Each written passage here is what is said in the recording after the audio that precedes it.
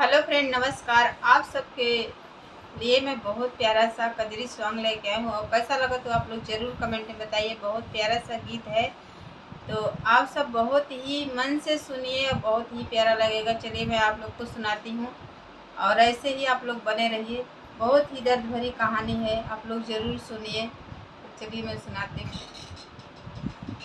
हमारे मारे पे राजा, हमारे मारे पे हो, हमारे मारे पे दूसर लाय जिन सवतिया, लालना का हुई है दूर गतिया ना। हमारे मारे पे सैया, हमारे मारे पे हो, हमारे मारे पे राजा जिन लाया सवतिया, लालना का होई है दूर गतिया ना। एक माह बीतल भैया, दुई माह बीती ग, तीसरे में लाए राजा सवतिया ना। सवती ले आई राजा घर बैठावले, अपना त घूमय में हमनिया ना। सवती ले आई राजा घर बैठावले, अपना त घूमय में हमनिया ना।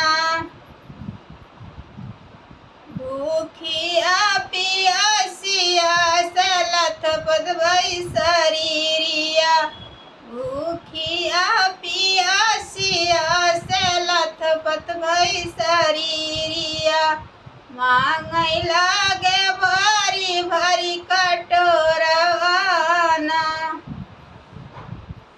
भूखिया पियासिया सलथ पतवई शरीरिया, मांगै ललना भरी भरी कटोरवा ना। एतनी बचनिया माया सुनहु न पावली, मारी दिहली छुड़ी गरदनवा ना। एतनी बचनिया रनिया सुनहु न पावली, मारी दी है छुड़ी गरदनवा ना। आधा धाज काटी रनिया भूसा में चोरावली, आधा धाज काटी रनिया भूसा में चोरावली, आधवई का दीही आदहनवा ना। आधवई का दीही आदहनवा ना। घूमी घामी राजा लौटै जब हो में हमनिया से, रनिया सजावली जेवनवा ना। घूमी घामी राजा जब हो लौटै में हमनिया, रनिया सजावली जेवनवा हो।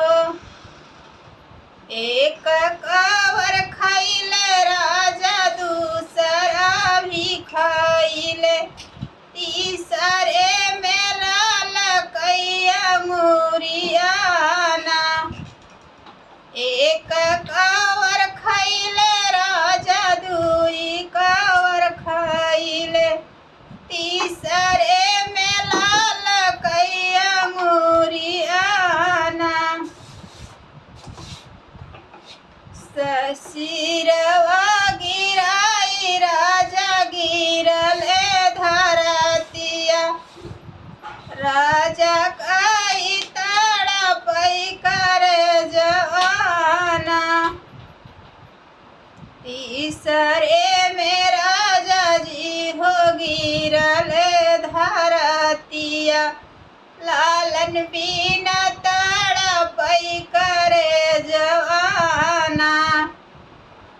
धनी हूँ बड़ू रनिया तो हरी बचनिया बूझे नाही हमारे शरीरियाना।